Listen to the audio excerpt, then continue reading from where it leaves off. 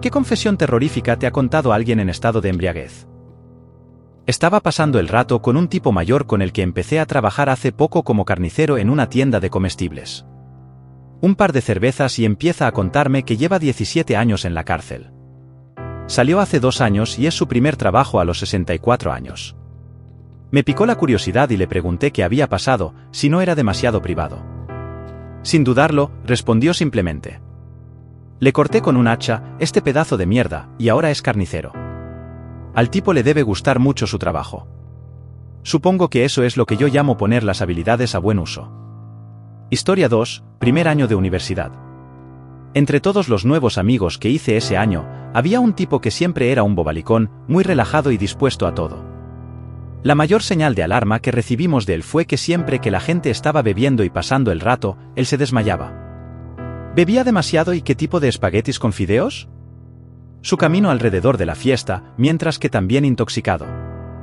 Una noche, después de que la fiesta hubiera terminado, algunas personas y yo le preguntamos por qué siempre se emborrachaba tanto mientras bajaba mucho la cabeza, chapoteaba y arrastraba las palabras. Nos contó que hace unos meses, el verano antes de empezar la universidad, le llamó su mejor amigo. Vivían en una pequeña ciudad junto a la playa y su amigo le pidió que se reuniera con él para ver la puesta de sol junto al agua. Fue en bicicleta, se sentó y hablaron un rato. Todo parecía ir bien. Entonces su amigo sacó una pistola y se disparó en la cabeza, perdiendo la vida al instante. Al parecer, mi amigo tuvo que llamar a la policía mientras estaba cubierto de sangre, sesos y fragmentos de cráneo, totalmente conmocionado. Y unas semanas más tarde, se marchó a la universidad, a unos cuantos estados de distancia, todavía en estado de shock e incapaz de dormir o concentrarse en nada. No recordaba habernos contado esa historia y no creo que ninguno de nosotros quisiera mencionarla. Sus hábitos con la bebida no cambiaron hasta que estuvo a punto de graduarse, momento en el que empezó a ir a terapia. Consiguió un trabajo justo después de graduarse y parece que le va mejor desde entonces. Gracias a Dios. Historia 3. De esto hace ya unos 6 meses. Mi hermano y yo nos emborrachamos una noche porque era fin de semana y solo queríamos emborracharnos y jugar a videojuegos. Nos habíamos tomado muchos chupitos y muchas copas, y éramos la definición de lo que es estar hecho polvo. Nos divertíamos jugando a unos viejos zombies de Bab por nostalgia e hicimos una pausa para coger unas patatas fritas mientras yo cogía la salsa. Me dijo que había intentado desalivarse a sí mismo alrededor de un mes antes de esto. Se había tomado unas pastillas y le hicieron un lavado de estómago y una mierda y me dijo que todo el rato estaba pensando en mí y en lo mal y deprimido que me sentiría si hubiera muerto y que nunca querría perderme. Le dije que yo también había intentado dejar de vivir hace un tiempo y que pensaba exactamente lo mismo de él. Seguimos jugando a zombies mientras hablábamos de todo bajo la luna y desde entonces hablamos todos los días, nunca hemos faltado ni faltaremos. Los dos estamos mucho mejor ahora y los dos estamos en terapia. Es agradable tener a alguien con quien hablar y en quien confiar sobre estas cosas. Este tiene que ser uno de los ejemplos más puros de amor entre hermanos que he oído nunca. Y digo amor de hermanos para calificar como que no es amor romántico, pero es un amor entre amigos seguro, en este caso hermanos, pero en general, ya sabes, amigos. Es estupendo oír que hay gente que apoya a otras personas en tiempos difíciles, quizá incluso habiendo pasado ellos mismos por esos tiempos difíciles. Y aunque estos son realmente los momentos más duros mentalmente, me alegro de que hayan encontrado una forma de superar la situación y de seguir adelante el uno con el otro. La terapia también suena fantástica. Estoy muy orgulloso de los dos para continuar en la historia 4/1 tiempo. Un viejo conocido F49 y yo soy 32, estaban bebiendo hasta altas horas de la noche. Ella bebía mucho más rápido que yo y al poco tiempo me confesó al azar y en estado de embriaguez lo siguiente. Cuando su madre, anciana y enferma, a la que despreciaba y cuyo cuidado suponía una tonelada de trabajo no apreciado, quedó a su cargo, le ocultó intencionadamente ciertos medicamentos y le dio demasiados de otros con el plan de dejarla sin vida. Y funcionó. Les dijo a sus otros hermanos que la enfermedad había acabado con ella y que había fallecido mientras dormía. Como ya era vieja y estaba enferma, no le hicieron autopsia.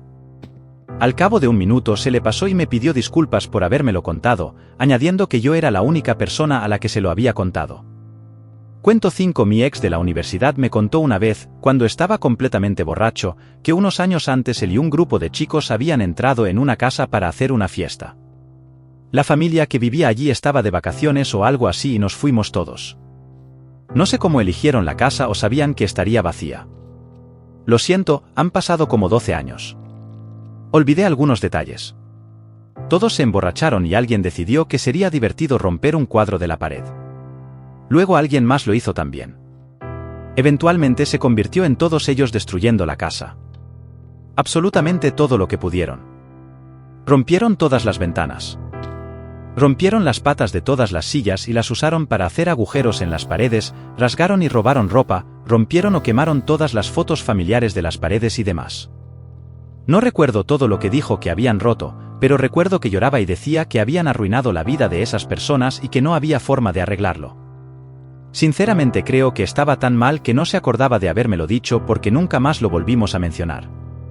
De todos modos, 2 años después me dio un puñetazo en la cara por pedirle que me llevara al trabajo demasiadas veces. Así que supongo que era un pedazo de mierda. A pesar de todo, estaba empezando a pensar que casi tenía remordimientos y sentimientos. No, seguía siendo un pedazo de basura. Es decir, de acuerdo, los pedazos de basura pueden tener remordimientos y todo eso, pero significan mucho menos cuando siguen cometiendo malas acciones. Historia 6. Mi abuelo nunca habló de su servicio en la guerra de Corea. Sufría un severo trastorno de estrés postraumático, aunque se despertaba en mitad de la noche gritando. Una noche llegó a casa totalmente borracho, se tumbó en el sofá y me contó que toda su unidad había sido aniquilada ante sus ojos. Fue el único superviviente y quedó atrapado tras las líneas enemigas, pero logró salir. Era su sargento y se culpaba a sí mismo. Sin embargo, acabó recibiendo terapia para veteranos a los 60 años. La historia 7 no es tanto una confesión como el momento en que me di cuenta de que estaba seriamente trastornado. Vivía con mis padres para ayudar a mi madre enferma. Papá llegó a casa absolutamente perdido y decidí tener una conversación realmente en profundidad conmigo. Le pregunté por mi depresión, por algunas cosas traumáticas que me habían pasado. Me estaba escuchando de verdad. Por primera vez en mi vida. Me sentí vista y escuchada. Hablamos de lo que desencadenaba mi depresión, lo que me hacía querer desvivirme, etc. Me escuchó de verdad. Luego me miró fijamente a los ojos con la sonrisa más cruel de su cara y dijo, ahora lo sé y voy a presionar y presionar y presionar. Veremos cuánto tardas en desvivirte. Al día siguiente me mudé. Todos me dijeron que lo olvidara o lo perdonara porque estaba borracho. Nunca me quedé con ellos desde entonces e intenté evitar a mi padre todo lo posible con sus comportamientos anteriores. Pude ver que seguía adelante. Al diablo con todos los demás que dicen que lo perdone. Para ser honesta, esa es una de las cosas más maníacas, malvadas y maquiavélicas que he oído hacer a una persona. Culpo a Ope exactamente 0 por querer distanciarse lo más posible de él. ¡Qué basura de historia 8! A un amigo mío le gusta beber mucho pero sabe que tiene un límite porque cuando se pasa se vuelve muy hablador. Tampoco sale con nadie y durante mucho tiempo todos nos preguntamos por qué. Es un chico guapo. Es muy simpático y divertido cuando no está bebiendo, pero nunca quiere salir con nadie. Bueno, una vez se emborrachó y descubrí por qué. Resulta que cuando era niño vio a su tía asesinar a su tío a sangre fría. Desde entonces, le aterroriza estar a solas con una mujer y siente que nunca podría estar realmente seguro cerca de ellas. Cuento 9. Mi bisabuelo padre estuvo en la Segunda Guerra Mundial. Nunca habló de ello. Si le preguntabas, se levantaba educadamente, cogía su bebida y se iba a otro sitio. Después de mi primer despliegue en Afganistán, me llamó y me dijo que por fin podía hablar con alguien. Empecé a salir con él todo el tiempo. Le contaba historias y él también me contaba algunas. Cuando me fui de permiso, tuvimos una noche en la que él y yo íbamos de copas. Al cabo de un rato, me contó una vez que él y su unidad encontraron un pequeño campo de concentración. No todos eran grandes como Auschwitz, dijo. Lo primero que recuerda es el olor. Dijo que el olor era tan malo que casi vomitó un puñado de veces. Este campo no tenía hornos ni cámara de gas. En la parte norte del campo había una fosa que habían excavado. Dentro de la fosa debía haber miles de cuerpos en descomposición. Dijo que estaba seguro de que los que estaban en el fondo eran probablemente esqueletos. Cuando hablaban con la gente, decían que los nazis ponían a la gente en fila al azar y les disparaban. Sus cuerpos simplemente caían. Dijo que los judíos les contaron que, mientras algunos morían de hambre, se tiraban con la esperanza de romperse el cuello al chocar. Los alemanes sabían que los aliados estaban cerca. Cerraron la puerta, se llevaron la comida o la envenenaron y pusieron cadáveres en el lugar donde almacenaban el agua, dijo. Las enfermedades y las infecciones eran tan graves que muchos de los soldados de su unidad tenían miedo de ayudar. Me contó que, de todo lo que había pasado, aquello fue lo peor. Le destrozó y dijo que esa pobre gente le perseguía en sueños. Sentía que no había hecho lo suficiente. Sentía que esos momentos en los que no podían hacer avanzar la línea eran solo un día o una semana más. Había que torturar a esa pobre gente. Mi bisabuelo estaba orgulloso de su tiempo en la Segunda Guerra Mundial y vivió una gran vida. Murió en 2011 en casa en su cama viendo su programa favorito editar. Nunca esperé que esto explotara. He publicado sobre él antes. Nunca tuve una respuesta como esta. Me conmueve la cantidad de gente que llegó a este comentario y respondió y leyó sobre mi bisabuelo. Sin embargo, no quiero que la gente solo sepa esto de él. Mi bisabuelo era un hombre muy bueno. Estuvo casado 60 años y mi bisabuela falleció 2 años después que él. Tuvieron 12 hijos y se esforzaron por hacer felices a los que les rodeaban. A mi bisabuelo no le gustaría que ninguno de ustedes estuviera triste por lo que él pasó. Estaba agradecido por la oportunidad de hacer algo verdaderamente bueno por el mundo. Escribió una carta a uno de los supervivientes del campo. Por muy fuerte que sea mi propio sufrimiento por haber experimentado lo que realmente puedo llamar el infierno en la tierra, no puedo comprender el eterno sufrimiento que el pueblo judío ha sentido y sentirá durante generaciones. Lo siento por los que no pude salvar, y lo siento por las veces que tuvimos que retroceder. Lo siento por las veces que tuvimos que replegarnos a la retaguardia. Sabía de las atrocidades a las que se enfrentaba tu pueblo, pero hasta que no las vi, no tenía ni idea. Sin embargo, no sientas lástima por mí. Me alegro sufrir. Espero cosas buenas para el futuro de tu pueblo, y rezo para que todos aprendamos de esta terrible guerra. No se atrevía a conocerlo en persona, y yo no le presioné para que fuera a la historia 10 en mi cumpleaños. Me emborraché mucho bebiendo en casa con amigos y se me escapó el recuerdo más devastador de mi época en el ejército. Ese es realmente el origen de mi TEPT. Mientras estaba en Afganistán, mi unidad tropezó con un rebaño de cabras descarriado en una zona donde nos reuníamos regularmente con un informante que sabíamos que era pastor.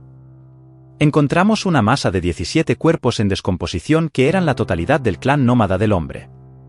Se suponía que el informante había sido descubierto por los talibanes, que mataron a todo el grupo y lo dejaron allí para que se pudriera. Me pasé casi una semana enterrando los cadáveres. Algunos estaban decapitados, incluido un niño. Creo que mis amigos discutían sobre Ucrania y yo estaba borracho de frustración. Ninguno de ellos había visto nunca la aterradora realidad de la mierda que ocurre en la guerra. Las cosas no son más que un maldito titular para tantos edit. Quería añadir algo de contexto, así como dar las gracias a todos por sus amables palabras y premios. Tenía 19 años cuando esto sucedió y esto se convirtió en el punto focal para mí para cambiar muchas de mis visiones del mundo. Decidí no alistarme por este motivo.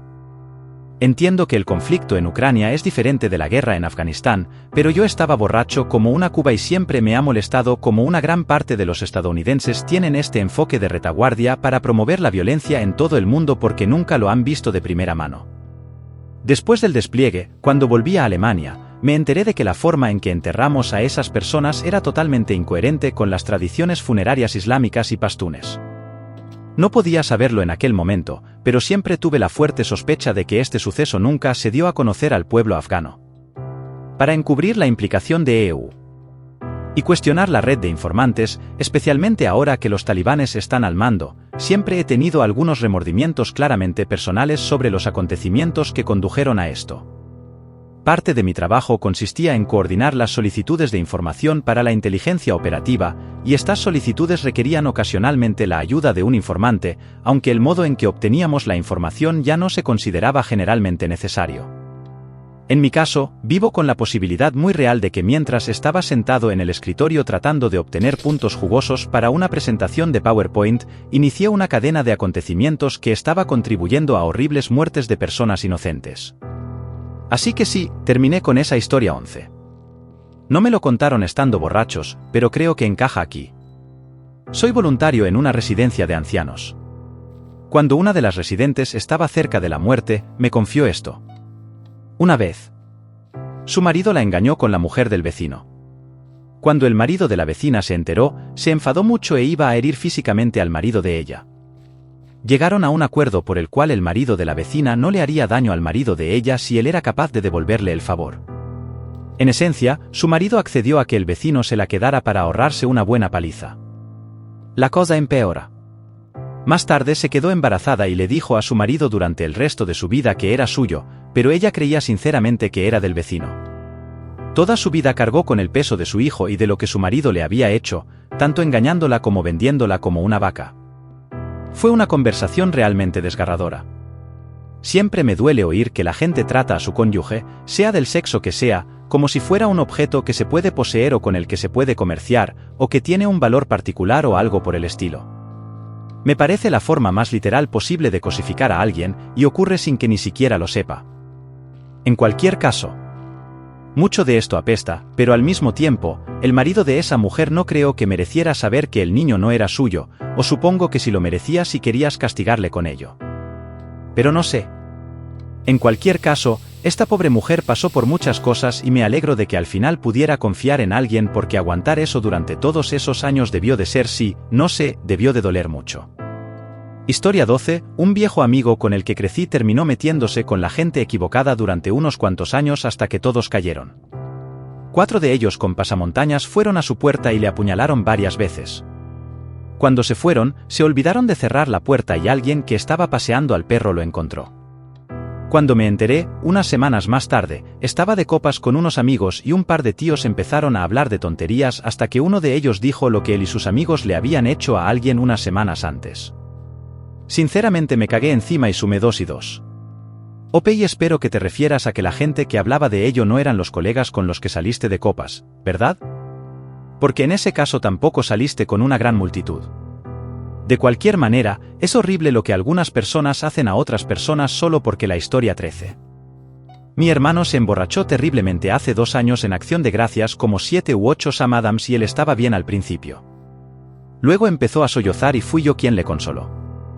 Durante más de 3 minutos me confió sus pensamientos de querer un vivo a sí mismo y cómo se peleó con sus amigos para sus relaciones y lo feliz que son y que deseaba poder tener eso también. Tal vez pensó es la palabra equivocada, como si se sintiera feliz de que ellos fueran felices, pero estaba triste de no ser feliz así también. Dijo que tenía demasiado miedo de hacerlo porque entonces me quedaría sola. Fue el punto de inflexión en el que finalmente pude darle antidepresivos. También sacó a colación algo de cuando teníamos unos 6 años y me puso chicle en el pelo y tuvimos que cortármelo y estaba sollozando. Como sollozando sobre esto llamándose a sí mismo un hermano terrible y que yo no lo merecía. Ni siquiera recordaba que eso hubiera pasado y de todas formas siempre acababa con el pelo corto, así que no me importa. Ahora está mucho mejor y no ha vuelto a emborracharse tanto. Quiero a mi hermano, tío. Voy a darle un abrazo. Historia 14, tal vez hace 10 años, el abuelo de un amigo estaba compartiendo historias de guerra con nosotros. Todos éramos de la Marina. El tío estaba tostado y en el transcurso de las historias que nos contó, tiró a un tío por la borda por la noche después de que ambos se pelearan. La gente desaparecía en el mar mucho más en aquellos tiempos, especialmente durante la Segunda Guerra Mundial, así que nadie lo investigó realmente, supongo. En cualquier caso, era el súper viejo que hasta ese momento era una de las personas más agradables que había conocido diciéndonos que había asesinado a alguien. Todavía surrealista pensar en la historia 15. Yo tenía un amigo que me dijo que su novia lo dejó porque se metieron en una pelea enorme cuando estaban borrachos y ella estaba convencida de que la amenazó con violencia física. Él decía cosas por frustración y todo eso, pero estaba sentado todo el rato y ella era la que gritaba y chillaba. Raro, pero bueno. Unas semanas más tarde quedé con él para tomar unas copas y estaba completamente borracho. Le acompaño a su casa con uno de sus amigos. Mientras caminamos, empieza a llorar y dice que la ha cagado y que es una persona terrible. Le pedimos que se explaye y nos cuenta que su ex se fue porque la tiró contra un espejo y luego le volteó una mesita. Ella está bien. Un par de morotón, raspón. Mantuve mi distancia después de esa historia. Solo una advertencia. Esta es un poco asquerosa y probablemente no deberías leerla si eres sensible a la violencia animal. En el primer año de universidad, un chico vivía en mi pasillo, lo llamaré Rick. Rick era un tipo bastante agradable con una personalidad encantadora. Era un poco exagerado y a veces demasiado, pero le caía bien a la gente. Avanzamos unos meses en la escuela. Rick decide comprar un conejito y tenerlo en secreto en su armario como mascota. La novia del compañero de cuarto de Rick era realmente la que cuidaba del conejito y a ella le encantaba. Esto duró varias semanas, pero un día el conejito desapareció. Pregunté por ahí qué había pasado, pero nadie quiso decírmelo. Ahora viene la parte de la confesión intoxicada. Una noche unos días después, mientras todo el mundo estaba bebiendo, la novia del compañero de piso de Rick le llamó la atención a Rick por haber dejado sin vida al conejito. Así que poco a poco, yo y algunos otros adolescentes borrachos se enteró de que Rick había torturado lentamente y sin vida del conejito durante varias horas. Era un completo monstruo, y confesó tener el deseo de desanimar animales y haberlo hecho durante mucho tiempo. Incluso llegó a preguntarme si le compraría un animal de la tienda de animales, pues ya no se lo permitían. Sinceramente, fue una mala situación y deberíamos haber hecho algo más para impedirlo. Realmente me pregunto a cuántos animales más habrá hecho daño. El abuso de animales como este es una gran bandera roja sobre el comportamiento psicopático o simplemente ser un psicópata. Realmente me preocupa lo que Rick hizo más tarde en su vida o lo que está haciendo ahora. Este tipo de personas, cuando se reconoce este comportamiento, necesitan ayuda. Por mucho que apeste. Ignorarlos realmente no hace nada. Aunque eso tampoco quiere decir que sea trabajo de las personas que están ahí ayudarle. No sé. Es una situación difícil cuando se trata de ese nivel de salud mental. Historia 17. En una fiesta de Navidad, todo iba bien hasta que una pareja de mediana edad empezó a tener una discusión en estado de embriaguez. Esta pelea doméstica ocurrió unos minutos antes de medianoche. La mujer implicada no era compañera de trabajo, pero su marido sí. Ambos estaban muy borrachos. La gente intervino conmigo, acompañando al marido al vestuario para que se calmara. Yo sabía que este tipo tenía fama de tramposo en Tinder y que solía presumir de sus conquistas extramatrimoniales. No estaba preparado para que confesara que tenía hepatitis y que se había hecho la prueba del VIH hacía más de 6 meses, pero confesó, sollozando que su mujer le iba a dejar como si él fuera la víctima.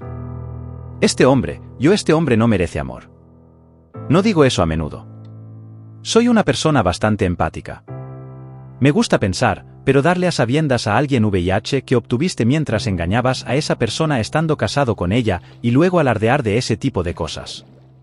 ¡Qué perdedor absoluto! Historia 18. Mis padres finalmente confesaron que tuvieron otro hijo que murió antes de que yo y mi hermana gemela naciéramos. Esto en sí no era exactamente aterrador porque, por desgracia, a veces ocurre. Lo que lo hacía aterrador era el hecho de que mi hermana y yo lo sabíamos. Sin embargo, durante toda nuestra vida nuestros padres nos habían convencido de que lo recordábamos mal. No sé cómo supimos que nuestro hermano había muerto un año antes de que naciéramos y que nunca lo habíamos conocido. No hay ninguna foto suya y nunca se le mencionó. Nuestros padres y el resto de nuestra familia se olvidaron colectivamente de él y tengo que mencionar que esto está totalmente en línea con nuestra familia. Cierran filas y olvidan absolutamente todo lo que no quieren reconocer. Sin embargo, de alguna manera, desde una edad muy temprana mi hermana y yo le dijimos a todo el mundo que teníamos un hermano. Muchos de nuestros amigos del colegio sabían que teníamos un hermano cuando por fin se supo que éramos solo nosotros dos. Nuestros amigos nos echaron la bronca por mentir, pero mi hermana y yo estábamos realmente confundidas porque sabíamos que era verdad. Muchas veces a lo largo de los años nos enfrentamos a nuestros padres por ello, cada vez que nos mentían. Prometieron que nunca tendríamos más hermanos. Lo juraban. Estábamos confundidos. Un día, cuando estaban borrachos, les oímos hablar de él y fuimos corriendo a llamarles la atención. Esto aún no explica cómo lo supimos. Solo puedo imaginar que debimos ver u oír algo cuando éramos muy jóvenes y no lo recordamos conscientemente. Pero es increíblemente jodido que toda la familia nos mintiera durante 16 años. Incluso recordamos su nombre. Lo más aterrador de todo es el hecho de que mi hermana y yo seguimos pensando que mienten. Ambas recordamos haber jugado con un niño un poco mayor que nosotras cuando éramos muy pequeñas, y ambas pensábamos que era nuestro hermano mayor en el contexto de ese recuerdo. Bueno, este es un misterio espeluznante para terminar. He oído hablar de esto antes.